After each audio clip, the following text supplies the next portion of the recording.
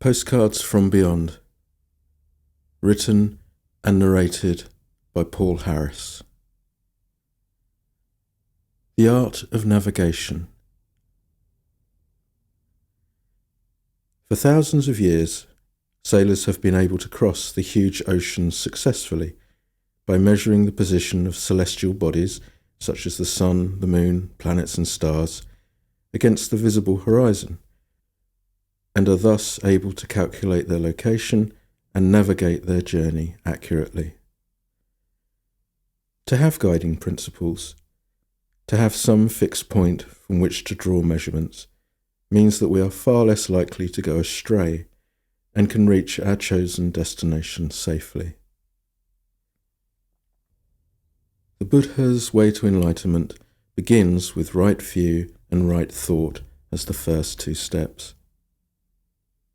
The choices we make in life, the direction we take, and the kinds of actions of body, speech and mind that we perform are all informed and motivated by the kinds of views that we hold. We all have views about life. To make sense of the world, everyone needs guiding principles. Without creating such definitions, life remains an amorphous mass and is impossible to navigate at all. We would be well and truly lost. One of the criticisms levelled at this modern secular age is that, with the gradual replacement of religion with science as the primary influence on popular attitudes, we are in danger of losing many of the core human values and guiding principles that have helped to glue society together. In the news media, we regularly hear about people whose moral compass appears to have gone haywire, and it can appear as though society is filled to the brim with greedy bankers, corrupt politicians, debauched stars, and boorish, disaffected youths.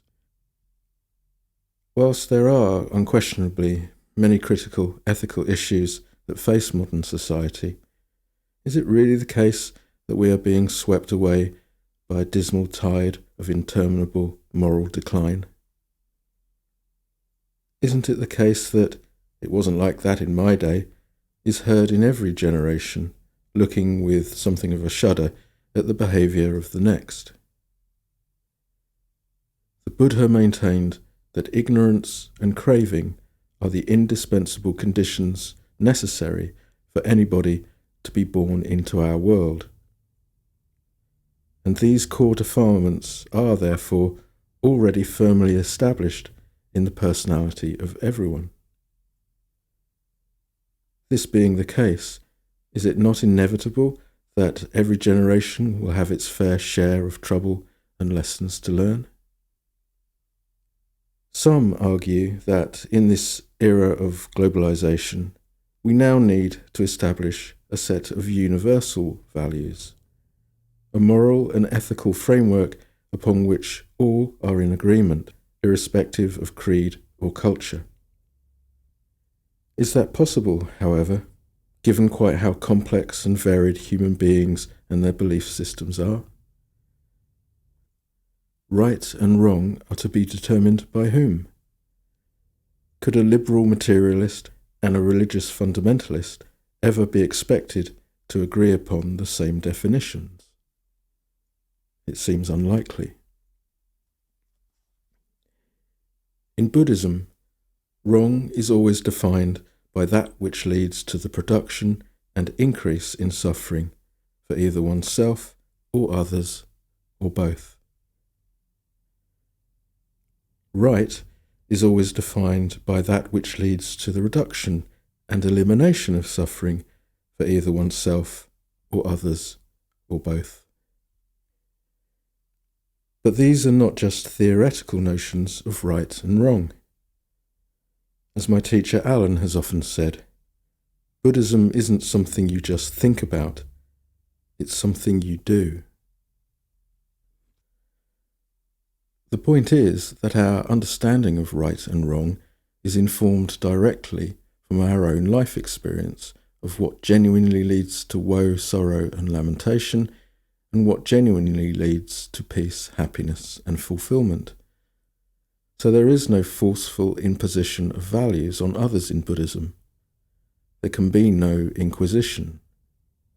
The Buddha gives us the guiding principles and the tools we need to navigate our way, but we are all individually the captain of our own ship and personally responsible for our moral compass. It's up to us.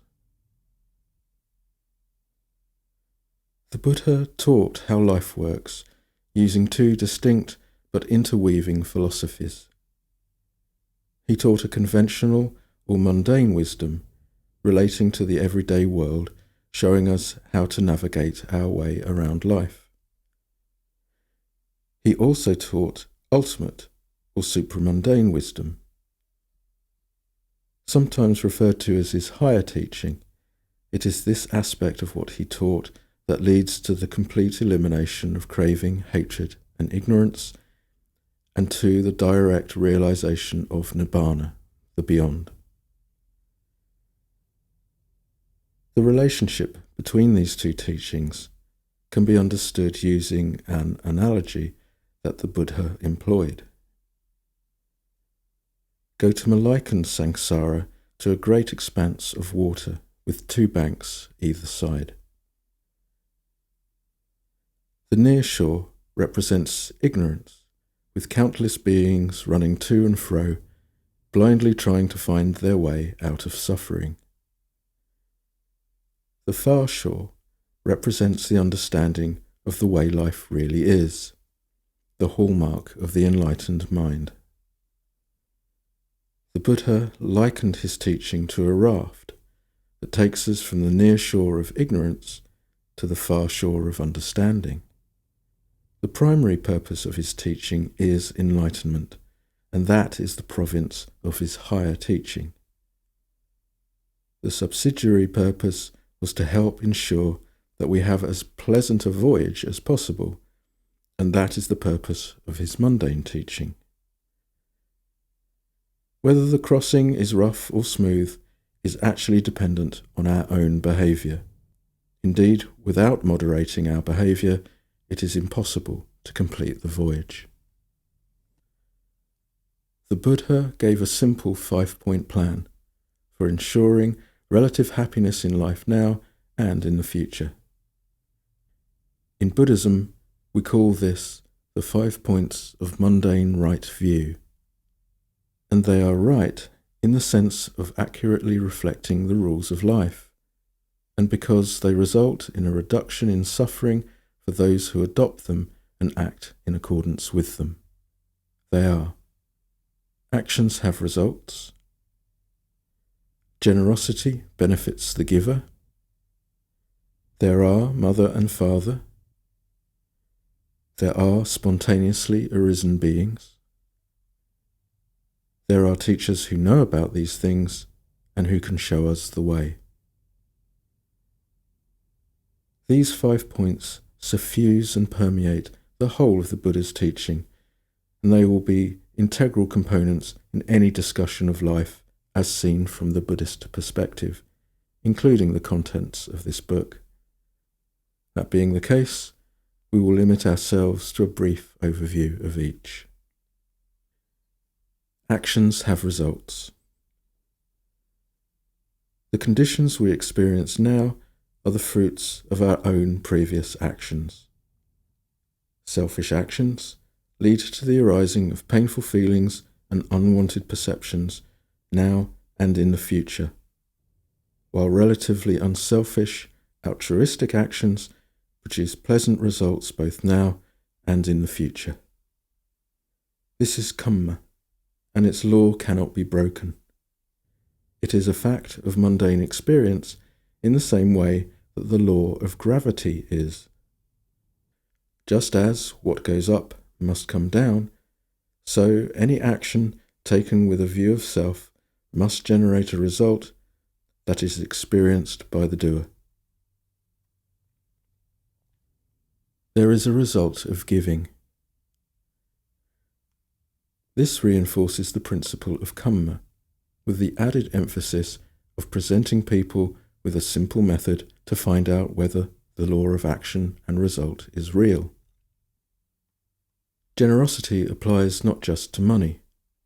Food, shelter, encouragement, or generating loving thoughts are all forms of giving that produce positive results. Being generous also reduces self-concern, lessens attachments, and increases our faith in life, all of which are essential supports when it comes to practicing the higher teaching. There are mother and father. This view connects the two preceding points with the two that are to follow, and is pivotal in helping us form a comprehensive view of how the world works. Most of us, at times, will have had difficult relations with our parents, especially during the period of the adolescent rebellion. Viewed, however, in the wider context of the cyclical nature of existence and the workings of karma, what becomes clear is that it is our own past actions that have caused us to be born with these people as our parents. The early life conditioning, fashioned by our upbringing, moreover, is an integral part of our journey from ignorance to understanding. The circumstances we are born into, therefore, are entirely right for us.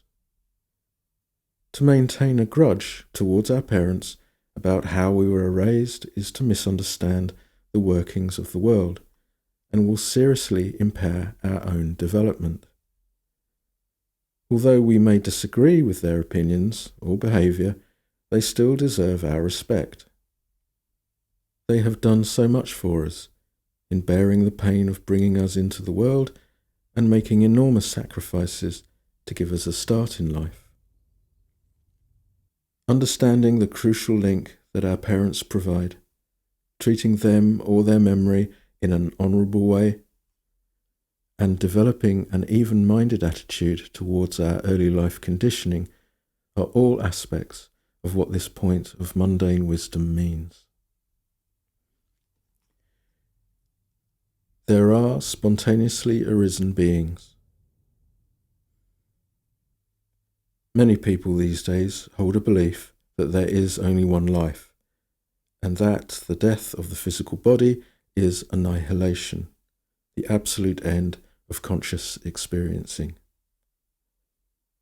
Although such a belief is often taken to be a key signifier of a modern, rational, post-religious outlook, the idea is actually as old as the hills.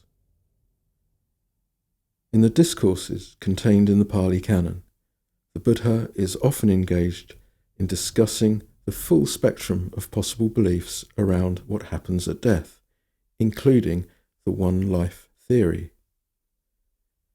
The Buddha knew from his own experience that when someone dies from the human realm, they spontaneously reappear in another form of existence. Where a being reappears is dependent on their karma, essentially how they lived their lives, how they acted in body, speech, and mind. The idea here is that we have all experienced countless lives before, and will also continue to experience countless lives into the future. There are teachers who know about these things. The 5 points of mundane right view are rounded off with a strong reminder that, as with everything in life, there are others with a greater knowledge and understanding than us, who are able and willing to guide us. Using the analogy of attempting to cross the sea of suffering on a raft, there are those that have already reached the far shore, who can help others complete the journey.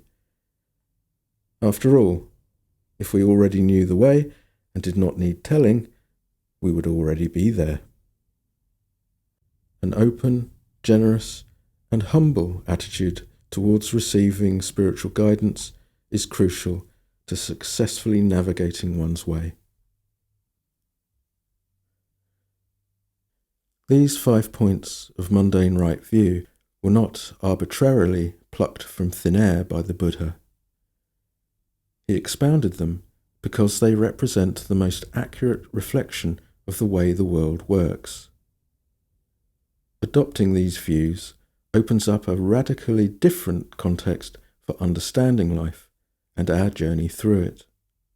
Accepting that we are personally responsible for the circumstances that we find ourselves in puts us in control of our lives.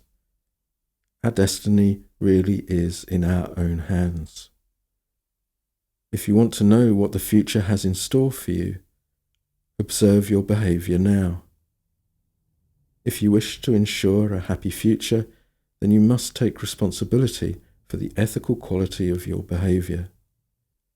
The more selfish the behaviour, the more painful life becomes, whereas the more relatively unselfish the behaviour, the more pleasant life becomes. Establishing mundane right view is the essential first step in developing the threefold training in Sila, Samadhi and Panya, ethics, mental development and wisdom. The nature of the training is such that we need to be able to sit by ourselves quietly in order to look deeply into the heart of reality. To do this, we need to be comfortable in our own skin. We need to have a relatively healthy view of ourselves, our past, our future, and the world around us. If we are caught up in an overly turbulent lifestyle, or are at odds with the way life is, then this is just not possible. This becomes even more crucial as we begin to delve into the Buddha's higher teaching, where our most basic assumptions and beliefs about life are brought under intense scrutiny and challenged through vipassana. Enlightenment, the discovery of the true nature of life, is freedom from the need to hold any beliefs whatsoever. Concluding his analogy of the raft, the Buddha said that upon reaching the far shore, the final act was to leave the raft and walk on without it.